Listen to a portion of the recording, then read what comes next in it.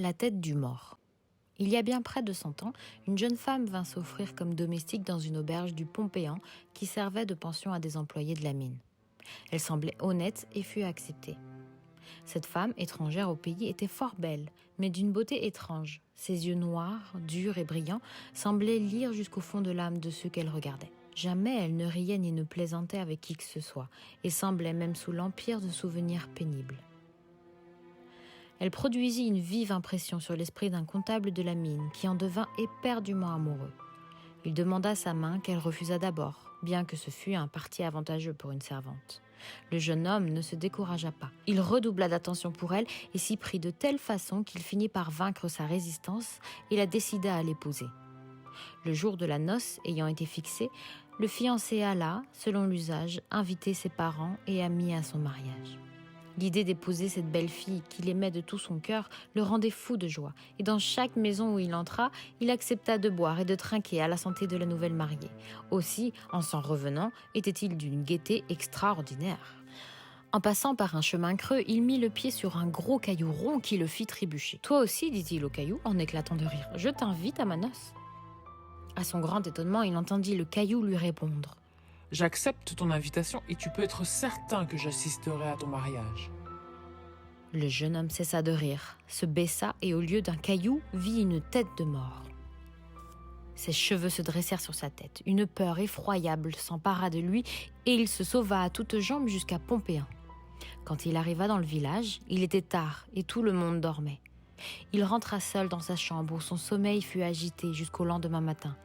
Mais lorsqu'il vit le jour pénétrer chez lui, il crut avoir fait un mauvais rêve et attribua à l'ivresse l'histoire de la tête de mort qu'il finit par oublier complètement. La messe de mariage eut lieu à Bruz. Après la cérémonie, on alla manger la beurrée dans les divers cabarets du bourg et l'on ne revint à Pompéan que pour le repas. C'était en octobre. La nuit vint de bonne heure et lorsque les invités entrèrent dans la grange où le festin devait avoir lieu, il faisait quasiment nuit. On alluma quelques quinquets fumeurs apposés aux poutres. Les servantes apportèrent les soupières pleines de soupe. Lorsqu'on enleva le couvercle de celle qui avait été placée devant la mariée, il en sortit une tête de mort qui se mit à sauter sur la table autour des assiettes et des plats.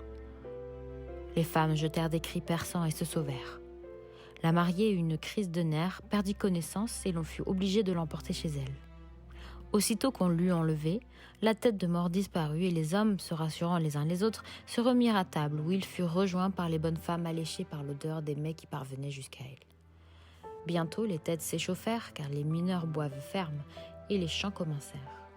Lorsque vers 10 heures le marié put sans contrarier ses amis aller rejoindre sa femme, il rentra chez lui. La pièce était dans l'obscurité la plus complète. Il avança doucement vers le lit et appela sa bien-aimée par les noms les plus tendres. Personne ne lui répondit. Il approcha davantage et mit la main sur l'oreiller où il supposait que devait reposer une tête fraîche et charmante. Il recula d'horreur. Ses doigts s'étaient posés sur le crâne glacé de la tête de mort. « Ne crains rien, lui dit celle-ci. Il vaut mieux pour toi que tu me trouves ici que celle que tu cherches, qui est possédée du démon. Elle est partie au loin sans même songer au chagrin qu'elle allait te causer. Elle a fui pour m'éviter, mais je saurai la rejoindre. Je l'ai aimée plus que toi peut-être, cette misérable sans cœur et sans entrailles qui, après s'être donnée à moi, a voulu recouvrer sa liberté. Elle n'a pas hésité, pendant que je dormais à côté d'elle, à me trancher la tête à coups de hache. Par d'habiles mensonges, elle a pu faire croire à son innocence et éviter le châtiment de son crime. Mais ma tête qu'elle a coupée la poursuivra jusqu'à sa dernière heure. Adolphe Haurin, comte d'Ille-et-Vilaine, 1901.